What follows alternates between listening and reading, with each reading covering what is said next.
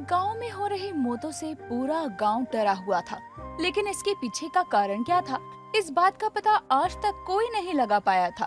तभी उन लोगों में से एक केशव नाम का आदमी बोलता है। अब हमें अपनी देवी को खुश करने के लिए कुछ ना कुछ तो करना होगा, वरना एक ही दिन में ये गांव शमशान बन जाएगा। केशव की बात सुनकर सभी लोग बहुत डर जाते हैं और जल्दी से उस लाश को लेकर गांव में जाते हैं और उसका अंतिम संस्कार करते हैं। जिसके बाद गांव के कुछ लोग आपस में बैठकर बातें करते हैं। हमने इसे पहले ही मना किया था कि उस मंदिर में ना जाए, लेकिन इसने हमारी एक नहीं सुनी और अपनी जान से हाथ धो लिया। लेकिन इसमें इस आदमी की क्या गलती है? वो मंदिर हमारे गांव का सबसे पुराना और पूर्वजों का मंदिर है, हम वहाँ जाना छोड़ कैसे सकते हैं? तुमने सही कहा, लेकिन अब वो मंदिर सिर्फ लोगों की मौत की जगह बन गया है, जहाँ जो जाता है कभी लौट कर नहीं आता। गांव के सभी लोग किस मंदिर की बातें कर रहे थे? वहां जाने वाला कभी लौट कर क्यों नहीं आता? इन बातों का जवाब जानने के लिए बढ़ते हैं कहानी में आगे। बहुत समय पहले की बात है। श्रीनगर गांव में एक बहुत पुराना कुल देवी का मंदिर था, जिसकी बहुत मन्नत थी। वहां जो भी अपनी इच्छा लेकर जाता वो जरूर पूरी होती। एक दिन केशव खेतों में काम कर रहा था, तभी उसकी पत्नी राधा उसके पास आती है। सुनिए जी, अगर खेतों का काम खत्म हो गया हो तो क्या आप मुझे अपने गांव के पुराने मंदिर ले चलेंगे? हो सकता है वहां दर्शन करके मेरी इच्छा पूरी हो जाए। राधा, ना जाने तुमने कितने मंदिरों में जाके दर्शन किए होंगे और अपनी मन्नत मांगी होगी, लेकिन कुछ नहीं हुआ, तो वहाँ जाने से क्या होगा? जब हर जगह जा सकते हैं तो अपने गांव के मंदिर में क्यों नहीं जा सकते? वहाँ कुछ ऐसा होगा जिसके कारण सभी गांव वाले उस पर इतना विश्वास करते हैं। अच्छा ठीक है, अगर तुम्हारी इच्छा यही है तो मैं तुम्हारा दिल दुखाऊंगा नहीं। हम चलेंगे हमारे गांव के सबसे पुराने मंदिर के दर्शन के लिए, हम जरूर जाएंगे। अपने पति की बात सुनकर राधा बहुत खुश हो जाती है और कुछ देर बाद केशव अपने खेतों का काम खत्म करके अपनी पत्नी को लेकर गांव के पुराने मंदिर की ओर निकल जाता है, जहां पहुंचकर दोनों माता रानी के दर्शन करते हैं और राधा अपनी गोद भरने की मनोकामना पूरी होने की प्रार्थना करती है। अब तो तुम्हें कोई शिकायत नहीं है ना मुझसे? अब तो तुम्हें माता रानी के दर्शन भी करवा दिए मैंने। हाँ जी, मैं तो बहुत खुश हूँ और मुझे उम्मीद है कि जब माता के दर्शन करूँगी तो सब कुछ ठीक हो जाएगा। हाँ हो सकता है, क्योंकि सभी लोग यही कहते हैं कि इस मंदिर से कोई भी खाली हाथ नहीं जाता, तभी तो लोग यहाँ दूर दूर से दर्शन के लिए आते हैं। अगर आपको सबकी तरह इस मंदिर पर भरोसा था तो आप मुझे पहले यहाँ पर क्यों नहीं लेकर आए? क्योंकि तुम पहले भी बहुत मंदिरों में गई दर्शन के लिए, लेकिन तुम्हें क्या मिला? निराशा। तुम्हारी मनोकामना हमेशा अधूरी रह गई। मैंने सोचा क्या पता तुम यहाँ आओगी या नहीं आओगी, लेकिन आज जब तुमने मुझे खुद कहा कि तुम्हें इस मंदिर में आना है तो मुझे बहुत खुशी हुई और मैं तुम्हें यहाँ लेकर आ गया। बहुत अच्छा किया आपने। मुझे तो पूरा विश्वास है माता रानी पर कि मेरी इच्छा जरूर पूरी होगी। विश्वास तो मुझे माता रानी पे बहुत है। अब ना जल्दी से घर चलो, वरना देर हो जाएगी। और तो और ये मंदिर ना जंगलों के बीचों बीच है, यहाँ ज्यादा देर रहना खतरे से खाली नहीं है। केशव अपनी पत्नी को लेकर घर चला जाता है। दिन गुजरते हैं और समय के साथ बरसों से खाली पड़ी गोद भर जाती है। वो बहुत ही सुंदर बच्चे को जन्म देती है। ये सब देखकर गांव का पुराना मंदिर पर अब लोगों का विश्वास बढ़ जाता है। ऐसे ही कुछ दिन और बीतते हैं। तभी एक कांता नाम की बुढ़िया अपने बीमार बेटी को लेकर केशव के घर जाती है।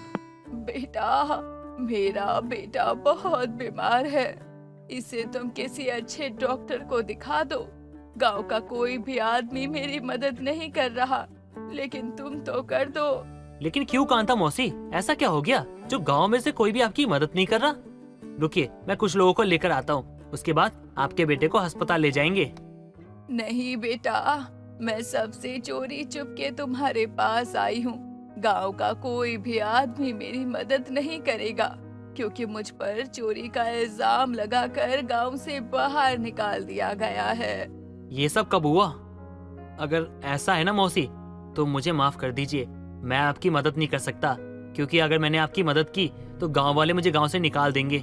केशव और कांता की बातें राधा सुन रही होती है। वो चुपके से गांव वालों को बुला लाती है और कांता के लाख कहने पर भी कोई उसकी मदद नहीं करता। सब गांव वाले मिलकर कांता और उसकी बीमार बेटी को गांव से बाहर निकाल देते हैं। इस बात को कई साल गुजर जाते हैं। तभी एक दिन शाम के समय सभी अपने घर में आराम से लेटे थे। तभी उन्हें एक आदमी की चिल्लाने की आवाज सुनाई देती है, जो कि गांव के पुराने मंदिर से आ रही है। कुछ लोग भागकर वहां जाते हैं। ये सब क्या हो रहा है? आज फिर किसी की जान चली गई। पहले सब लोग खुशी खुशी मंदिर जाया करते थे, दर्शन किया करते थे, लेकिन अब जो भी मंदिर जाता है दर्शन के लिए वो अपनी जान गंवा देता है। पता नहीं इस मंदिर को किसकी नजर लग गई है। सभी उन्हें लेकर गांव में वापस जाते हैं और उसका अंतिम संस्कार करते हैं। आज के बाद कोई मंदिर नहीं जाएगा दर्शन के लिए, क्योंकि ये मंदिर शमशान बन चुका है। शायद तुम सही कह रहे हो। अब इस मंदिर में आना अपनी मौत को दावत देना है। लेकिन ये मंदिर हमारे गांव का सबसे पुराना मंदिर है। यहाँ पर ये सब चीजें क्यों हो रही हैं? हमें इसका पता जरूर लगाना चाहिए। आप कहना क्या चाहती हो? सभी लोगों के साथ ऐसा क्यों हो रहा है? इस बात का पता लगाने के लिए फिर किसी की जान गंवानी पड़ेगी? नहीं, मेरे कहने का मतलब वो नहीं था। मैं ये कहना चाहती हूँ, अब अगर कोई इस पुराने मंदिर में दर्शन के लिए जाता है तो वह अकेला नहीं जाएगा। उसके साथ 2-3 आदमी साथ में जाएंगे, ताकि अगर कोई मुसीबत आए तो सभी मिलकर उसका सामना कर सके। आप ये क्या कह रहे हो? कोई भी जानकर अपनी जान क्यों गंवाना चाहेगा? कुछ देर बाद सभी अपने घर चले जाते हैं। दिन गुजरते हैं, तभी एक दिन केशव का दोस्त अनीश उसके घर आता है और उससे गांव के पुराने मंदिर जाने की इच्छा को जाहिर करता है, जिस पर केशव बोलता है, भाई उस मंदिर जाने की इच्छा को छोड़ दे, क्योंकि अब उस मंदिर में जो भी जाता है ना वो कभी लौट के नहीं आता। ये तू क्या कह रहा है भाई? मैं शहर से इतनी दूर बस मंदिर के दर्शन करने आया हूँ। मैं तो जाऊंगा। भाई तू मेरी बात समझ क्यों नहीं रहा है? वहाँ जाना ठीक नहीं है। मैं जाऊंगा और तुझे भी साथ लेकर जाऊंगा।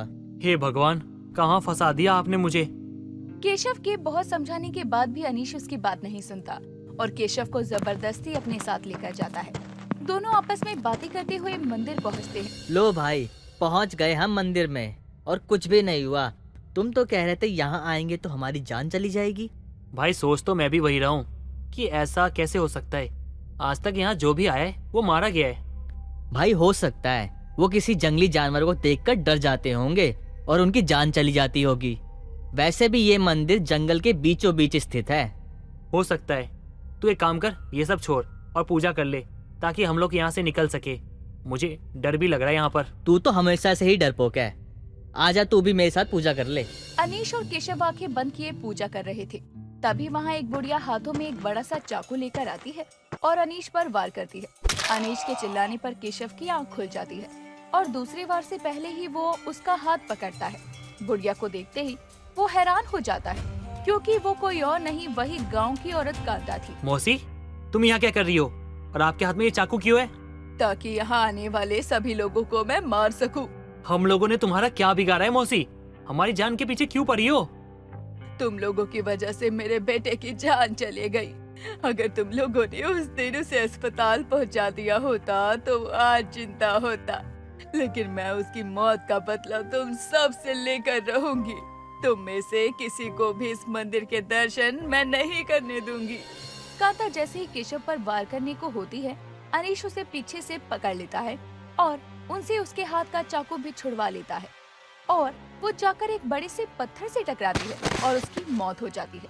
केशव अपने दोस्त के साथ गांव पहुंचता है और सबको गांव में हो रही मौत का सच बताता है, जिसे जानने के बाद सबके अंदर का वहम दूर हो जाता है और सब पहले की तरह फिर से बिना डर के अपने पुराने मंदिर में पूजा करने लगते हैं। सर्दियों की शुरुआत हो चुकी थी और शारदा अपने कमरे में बड़े आराम से अपनी रजाई में बैठे अपनी बहू सीमा को आवाज लगाकर कहती है, बहू, ओ बहू, जरा मेरी चाय मुझे कमरे में ही दे जा। हॉल में मुझसे नहीं आया जाएगा, ठंड है बहुत। इतनी ठंड में रसोई में काम कर रही सीमा अपनी सास का कमरे में बैठे बैठे हुक्म सुनकर गुस्से में कुछ बर्तनों को पटकते हुए कहती है, लो हो गई मेरी सास की सर्दियाँ शुरू। अरे हद है इनकी, एक बार रजाई में घुस जाएंगी तो पैर क्या, पैरों की उंगलियां भी बाहर नहीं निकलेंगी और मुझ पर ऐसे हुक्म झाड़ेगी जैसे मुझे तो ठंड लगती ही नहीं है, मैं तो लोहे की बनी हूँ।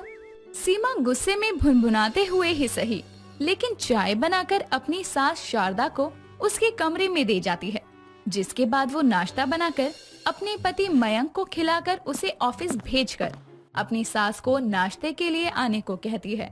लेकिन शारदा नहीं आती, जिस पर सीमा नाश्ते की टेबल से नाश्ते की प्लेट उठाकर शारदा के कमरे में ले जाकर कहती है, सर्दियाँ क्या शुरू हो गई, मेरी सास ने मेरा काम बढ़ाने का ठेका ले लिया है। इनको ही ज्यादा सर्दी लगती है, नाश्ता करने तक तो आ नहीं सकती और कमरे में नहीं रहने गई तो शाम को इन माँ के लाडले बेटे आकर कहेंगे कि माँ को पूरा दिन खाना नहीं दिया।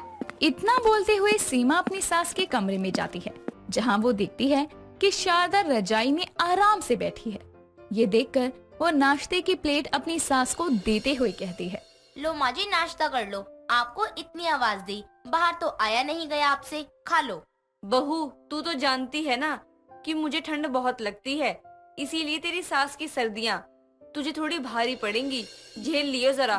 माँ जी, कौन है जिसे ठंड नहीं लगती, लेकिन ठंड शुरू होते ही अपने शरीर को ऐसे एकदम नकारा कर देने में आपको और ज्यादा ठंड लगेगी। बाकी मुझे क्या, आपको माननी है मानो, नहीं माननी तो मत मानो। मैं तो अपना काम करूँगी ही, रोते हुए या हंसते हुए। सीमा इतना बोलकर वहाँ से सुबह की चाय का कप लेकर चली जाती है। तो वहीं सीमा की बातों का शारदा को बहुत बुरा लगता है और वो शाम के समय अपने कमरे से निकलकर बाहर हॉल में आकर बैठती है और अपनी बहू को सब्जियां काटते देखकर कहती है, ला बहू, मैं तेरी मदद कर दूं सब्जियां काटने में। चलो, सुबह की बातों का थोड़ा तो असर हुआ। इस सर्दियों में मेरी सास आराम की जगह काम करेगी। लो माँ जी, ये सारी सब्जियां काट दो, जब तक मैं कोई और काम कर लेती हूँ। सीमा सारी सब्जियां शारदा को देकर खुद रसोई में चली जाती है और वहाँ ठंड होने के कारण अंदर ही एक गर्मा गर्म चाय बनाकर पीने लगती है। तो वहीं हॉल में बैठी शारदा को ठंड लगने लगती है। ठंड के कारण उसके हाथों से चक्कू भी सही से पकड़ा नहीं जा रहा था, जिसके कारण वो सब्जियां काटते हुए अपनी एक उंगली काट लेती है और दर्द में करहाते हुए कहती है, आ बहू, बहू यहाँ। अपनी सास की आवाज सुनकर सीमा बाहर जाती है तो देखती है कि उसकी सास ने अपनी उंगली काट ली। ये देखकर वो बोलती है, क्या माँ जी, आपको एक काम दिया था, वो काम तो नहीं किया आपने, लेकिन काम बड़ा और दिया। आपके लिए सर्दियाँ पहली बार आई हैं क्या? सीमा अपनी सास को सुना ही रही थी कि तभी मयंक ऑफिस से घर आता है और अपनी माँ पर सीमा को ऐसे गुस्सा दिखाते हुए देखकर वो अंदर आते ही कहता है, सीमा, ये क्या तरीका है माँ से बात करने का? अरे हद है यार। और माँ, आपकी उंगली से खून क्यों निकल रहा है? क्या हो गया आपको? आप अभी रुको, मैं अभी फर्स्ट एड बॉक्स लेके आता हूँ। मयंक जल्दी से फर्स्ट एड बॉक्स लेकर आता है और अपनी माँ की उंगली पर बैंडेज लगाता है, जिसके बाद सब जानने के बाद सीमा पर चिल्लाते हुए कहता है, तुम्हें पता है ना कितनी ठंड है बाहर, फिर भी तुम माँ से सब्जियां कटवा रही हो। अरे ठंड में वैसे भी उनके हाथ नहीं चलते और तुम ऐसा काम करवा रही हो। नहीं बेटा, बहू की कोई गलती नहीं है। वो तो मैंने ही इसको कहा था कि सब्जियां मैं काट देती हूँ, लेकिन सर्दी इतनी है कि हाथों से चक्कू सही से पकड़ा नहीं गया और हाथ में लग गई। अरे माँ जी, क्यों बताइए इनको पूरी बात, चिल्लाने दो इनको मुझ पर। इनके हिसाब से तो मैं इनकी माँ पर कितने अत्याचार करती हूँ। बहू शांत हो जा, माफ कर दे इसे। माँ, इसको छोड़ो, आप अभी के अभी मेरे साथ कमरे में चलो। मयंक अपनी माँ को एक कमरे में ले जाता है और ये सब देखकर सीमा कहती है, माँ जी के लिए ये पहली सर्दियाँ हैं क्या? अरे इन्होंने तो अपने आप को ऐसा बना लिया, अपने शरीर को भी सर्दियाँ आते ही इनके घुटने चलना भूल जाएंगे और हाथ बर्फ की तरह जम जाएंगे। हाँ, मैं तो सर्दियाँ अपने मायके चली जाऊंगी, फिर देखती हूँ मेरी सास अपनी सर्दियाँ बिन काम करे कैसे निकालती है। सीमा को अपनी सास के सर्दियों में आराम करने से बहुत परेशानी थी। तो वहीं कमरे में शारदा के साथ बैठा मयंक अपनी माँ का हाथ देखते हुए कहता है, माँ, मुझे पता है सर्दियाँ आपको कितना परेशान करती है। मैंने देखा है, गांव में दादी आपसे ठंड में कितना काम करवाती थी। दिसंबर के महीने में नदी किनारे आपको ले जाती थी और कपड़े धुलवाती थी। सुबह 4 बजे उठाकर आपको ठंडे पानी से नहाने को बोलती थी। हाँ बेटा, गांव की सर्दियाँ तो इससे भी ज्यादा भयंकर हैं। पानी में इतना काम करके ही तो मेरी हड्डियाँ इतनी कमजोर हो गई, इसीलिए सर्दियाँ आते ही पैरों का दर्द जान लेने को होता है। मुझे अच्छा नहीं लगता बहू को ऐसे बैठे बैठे ऑर्डर देना, लेकिन क्या करूँ, मेरा ये शरीर सर्दियों में काम ही नहीं करता। माँ, आपने मुझे गांव से शहर आने को क्यों कहा? अरे गांव में पता चलता सीमा को सर्दियों में क्या हालत हो जाती है आपकी। यहाँ तो उसको सारी सुविधाएं हैं, फिर भी उससे ना अपनी सास को सर्दियों में आराम नहीं दिया जा रहा है। बेटा, गांव में मेरी सासू माँ कल्याणी, तेरी दादी, बहू को चैन नहीं लेने देती। वो तो सर्दियों में गर्म पानी भी नहीं करने देती थी, सारे काम ठंडे पानी से करवाती थी। मैं नहीं चाहती थी जो मैंने सहा मेरी बहू को भी सहना पड़े, इसीलिए तुझे कहा कि शादी से पहले शहर बस जा। हाँ, यहाँ तो सर्दियों में ना 24 घंटे नल से गर्म पानी मिल जाता है। घर में हीटर रखा हुआ है जो घर को कभी ठंडा नहीं होने देता है। पर क्या फायदा माँ, आपके घुटनों का दर्द ना कम ही नहीं होता इन सारी सुविधाओं से भी। लेकिन सर्दियों में ना मैंने अपनी बीवी को सारी सुविधाएं दे दी है, लेकिन सर्दियाँ ना मेरी माँ के लिए बहुत भारी हो जाती काटनी। कोई नहीं बेटा, सर्दियाँ निकल जाए बस। दर्द सहते अब इतने साल हो गए, तो कुछ और ही सही। शारदा और मयंक की बातें उनके लिए चाय लेकर आई सीमा सुन लेती है, जो वापस से चाय रसोई में लेकर जाती है और खुद से कहती है, माँ जी ने अपने समय में कितना कुछ झेला है और एक में अपनी सास की सर्दियाँ नहीं झेल पा रही। अरे अगर वो नहीं होती तो आज मैं भी गांव में ठंडे पानी के बीच नदी में कपड़े धो रही होती। नहीं नहीं, मेरे पास सारी सुविधाएं हैं, बस काम ही तो करना है, कर लूंगी। सीमा को पता चलता है कि उसकी सास ने अपने समय पर क्या नहीं सहा सर्दियों में, जिसके कारण वो इस बात को समझते हुए चाय को दोबारा गर्म करके उनके पास लेकर जाती है। साथ ही गर्म तेल भी लेकर जाती है और शारदा के कमरे में पहुंचकर कहती है, माँ जी ये लो गर्मा गर्म चाय पियो, आपका दर्द थोड़ा कम हो जाएगा। आप भी पियो, उसके बाद माँ जी मैं आपके पैरों में गर्म तेल से मालिश करूँगी। अरे बहू, इसकी कोई जरूरत नहीं है। जरूरत कैसे नहीं है माँ जी? और देखिए, आप भले ही काम मत करिए, लेकिन घर में ही इधर उधर चलिए ताकि आपके पैरों में अकड़न न आए। सर्दियों में अकड़न के कारण ही पैरों में दर्द होता रहता है। ठीक है बहू। अच्छा, रात में तो जरा मेरे लिए राजमा चावल बना दियो। सर्दियों में गर्मा गर्म राजमा चावल का स्वाद ही अलग आता है। ठीक है माँ जी, मैं जाती हूँ खाना बनाने। और आप चलिए माँ जी के पैर दबाइए, मेरी सासू माँ को सर्दियों में कोई दिक्कत नहीं होनी चाहिए। ठीक है मैडम। इतना बोलकर सीमा काम करने रसोई में चली जाती है, जिसके बाद शारदा और मयंक एक दूसरे को देखकर हंसने लगते हैं और शारदा मयंक से कहती है, बेटा, तेरे कारण अब मुझे सर्दियों में आराम करने पर भी बहू के ताने सुनने को नहीं मिलेंगे। लेकिन तूने झूठ क्यों बोलने को कहा कि मेरी सास मुझ पर जुल्म करती थी सर्दियों में? माँ देखो, सीमा दिल की बुरी नहीं है, लेकिन सर्दियों में ना आपकी उम्र का रियाज करते हुए मैं नहीं चाहता कि आप कोई काम करे। और मैं ऐसे सीमा को जाके बोल देता ना कि आपको आराम करने दे, आपको कोई काम ना दे, तो वो कहती अपनी माँ से ज्यादा प्यार करता है, अपनी बीवी से नहीं। इसलिए मैंने उसको एक वजह दे दी आपको आराम करने देने की, झूठी ही सही। लेकिन रही बात काम की, तो मैं उसके साथ मिलकर उसकी मदद करवा दूंगा। इससे उसकी सास की सर्दियाँ आराम से बीतेगी और घर में शांति भी बनी रहेगी। अच्छा, अब मैं जाता हूँ, जरा अपनी पत्नी की मदद कर दूं। इतना बोलकर मयंक रसोई में सीमा की मदद करने चला जाता है।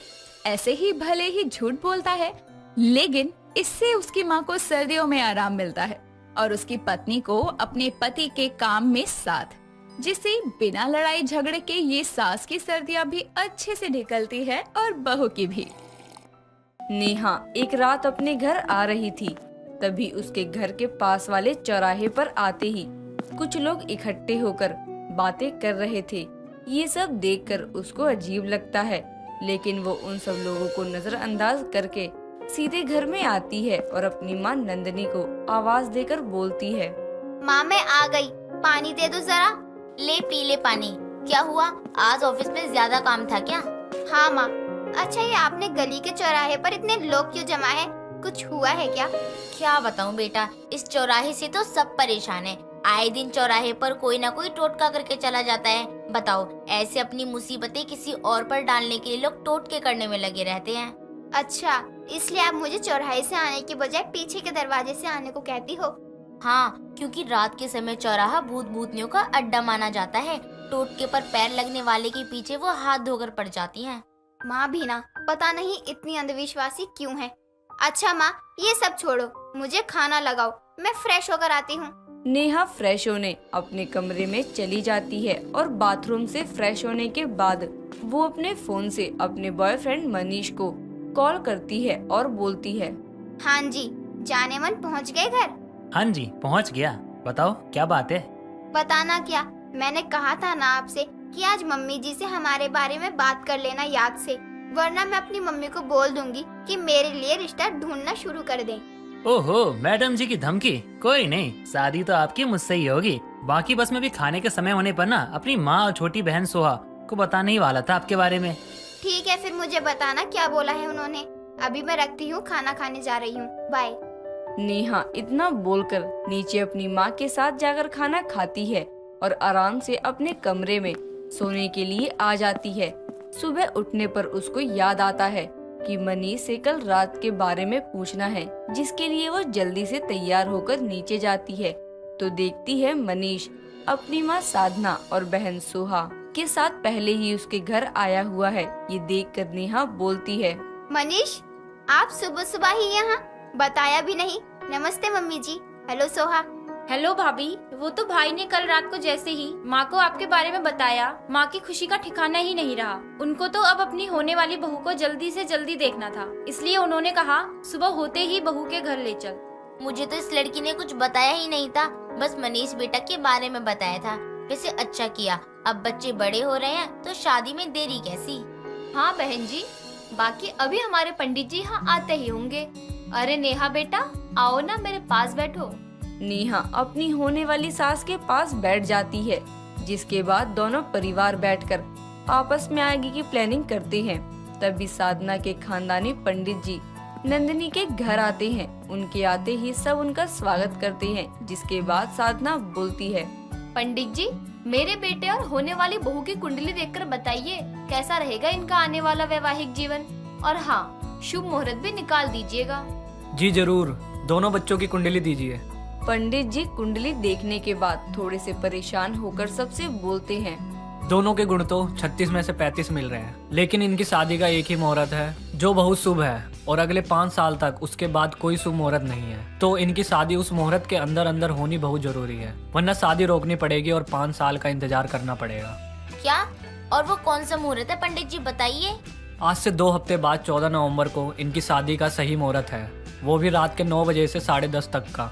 इसी बीच में शादी की सारी रस्में होनी है। बताइए, अगर आपको मंजूर है तो ये मुहूर्त रखें, वरना 5 साल बाद है।